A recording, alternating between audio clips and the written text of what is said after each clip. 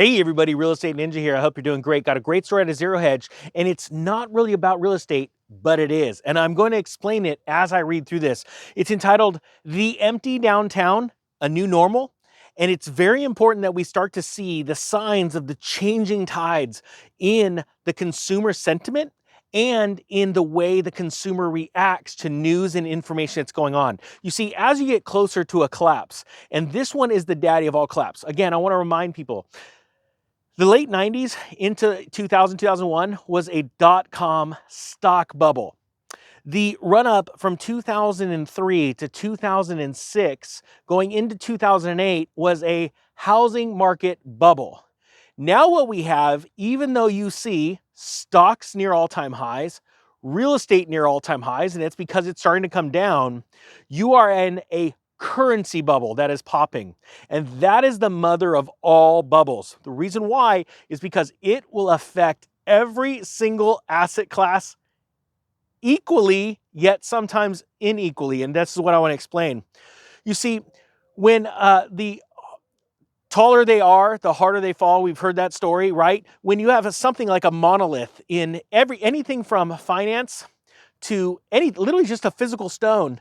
If it's a short stone, you tip it over, it falls at about the same speed, but the tip, the end of it, has a certain amount of force that it comes down with, right? When you have a monolith, something that's 10 times higher, when you tip it over, it falls at the same speed. However, the force coming down on that other side is extremely greater, right? So when we're talking about finance, when we have these bubbles that are huge, these massively inflated prices like in the real estate market, and they've been massively inflated due to debt, right? Leveraging of money. When that debt gets pulled away because there is activity that is diminishing or going away completely, financial activity, it is going to fall hard, it is going to fall fast, right? And the consumer is starting to react faster to the bad news out in the market than they were when the exact same bad news was hitting in June, okay? Why? Because the news is persistently out there. All right, sorry for the quick disclosure, but I just wanted to explain this story to you, okay?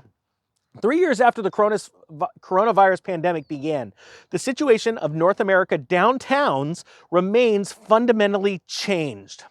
As Statista's Catherine Bujlowicz, if I got that name right, reports below, while most people's lives have returned to normal, the legacies of the lockdown era continue to affect formerly bustling cities, centers to a point that could cause a downward spiral. Let me ask you this, and please put your information in the comment sections. How has life changed forever? I'll give you an example. It sounds funny, but the Costco food court, right? You no longer at my food court see everything being offered because there were supply chain breakdowns, and so they stopped selling salads. I love their Caesar salads at Costco. They just don't sell them anymore, right?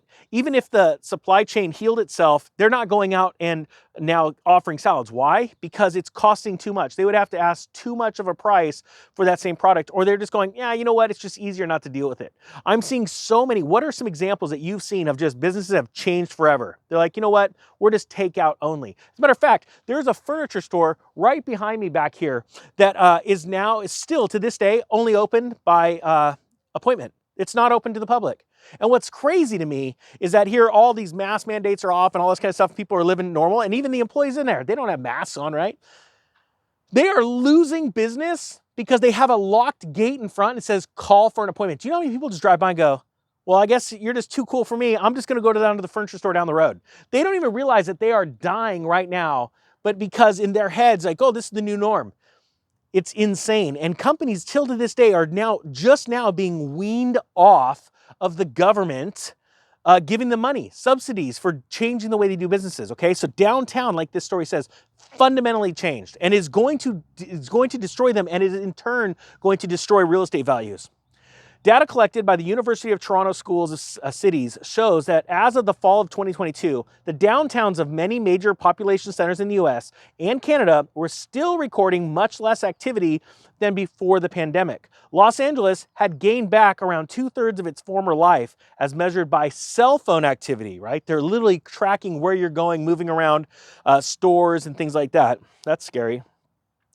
But other downtowns like Chicago, Vancouver, and British Columbia, Seattle, and San Francisco are now at almost half as active as they had been before before the pandemic. So think about that. What is that going to do to real estate values when mom and pop shops, or even higher end retail shops, right? These stores that literally just blew up everywhere. Let me give you an example. Starbucks. There's a Starbucks on every freaking corner. We have too many Starbucks, right? They blew up. They're building them everywhere. Now they're going, oh crap, we have too many Starbucks. Why? There's literally simply not that many people going around and getting coffees as there once were. Right? Not only is because, you know, the fundamental changes in the shift in the consumer has happened after the pandemic, but also they have less money to spend on an $8 coffee. It's insane. With all of the other costs of life going up, they don't have as much money, all right? So Starbucks is going to sell less coffees, right? That's why I go to McDonald's. It's a buck. If you got a buck, you're in luck. Well, it's not even a buck anymore. It's not like $1.40 because in my area, they had to raise it because of inflation, right? So you're going to start seeing more and more vacant office buildings. Well, what's that going to do? It's going to exacerbate the problem in the commercial mortgage space, which is going to cause banks to get scared and not, you know, lend so much. They're going to get really closed-fisted and go, we're not going to give you this money unless you really prove that you can, you know, pay it back.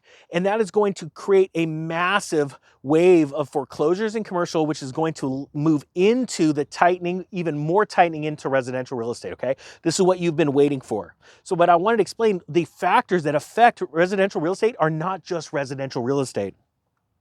Now it says here, according to a report from the San Francisco Chronicle, at home in the most affected city in the analysis, it started with workers that did not want to return to downtown offices after the pandemic ebbed, instead preferring and convincing their employers to work fully remote, either from a cheaper suburb or from outside any urban area. This is causing vacant office blocks, decreasing ridership on public transport, and less money spent on lunchtime or after work activities, decreasing business revenue and in turn, the city's tax income. So you see, it's so many different facets right now. This has never happened in the last 100 years. You remember the last time? 1918, Spanish flu. Caused the Depression of 1920. Then the Federal Reserve went on a crazy money printing spree and the government went on a crazy spending spree, caused the roaring 20s, only for a handful of years, led us to the crash of 1929 and the Great Depression. All right? This is literally happening again, but it's in a more compressed time because of how technology has drastically changed our lives and how much faster the information comes. And so that means the information comes faster and then the crash will happen faster, okay? This is literally happening before our eyes. This is how you know you're gonna see amazing deals on real estate in the next coming years. This is why you have to be prepared. With that being said, anyone that bought the real estate course, I just uploaded 2 new lessons just a couple days ago, so go take a look at those. Really, I want people to understand the different dynamics of how this is going to affect you and how you are going to be able to capitalize on it if you're ready. All right. It says right here, the American West Coast has been hit especially hard by the phenomenon as the numerous tech companies pivoted to fully remote work more aggressively. The University of Toronto data shows that apart from San Francisco, downtown activity has also stayed far below pre-pandemic levels in Portland, Oregon, 37%, Seattle, 44%, Oakland, California, 49%, and only 4 out of 62 analyzed downtowns surpassed their 2019 activity levels, which are Salt Lake City, Bakersfield, Fresno, California, and El Paso, Texas. Now, again, I want to stress this. I cannot stress this enough. Even though you don't live in these areas, you're going to be affected because those areas were booming and bustling and created so much economic activity that wealth flowed out throughout the country in different locales. You know, into Boise, into Austin, into Miami, but then those places moved out into smaller places in Kentucky, Tennessee, Kansas. All of that money flowed. Well, now the spigot is stopped. It's not only stopped, it's starting to reverse. It's sucking money back in. Why? Because banks are slowing and stopping their lending. It's sucking money back in, and those towns are losing. I mean, San Francisco has lost over 30% in home prices, sale prices, not sales, where you're seeing sales stops as of June and really just collapse all around the country. And yes, across the country, we're seeing over 10% decreases from the all-time high prices to now, and it is going to get worse. So guys, I wanted to explain that to you. Downtown USA is hemorrhaging right now, and it is going to cause a massive collapse in real estate. It's going to take a little bit longer to get into residential real estate, even though it's dropping right now. But I want you to understand that the Federal Reserve is not done raising rates. There's going to be more pain in the future. Debt is going to cost even more than it does today. get ready, be prepared and not scared, and that is going to actually lead to your greatest opportunity in life to grow wealth. All right, guys, that being said, thank you so much to everybody that's hit the subscribe button here. This is not the Economic Ninja channel. This is a second channel called the Real Estate Ninja. I hope you have a great day. Real Estate Ninja is out.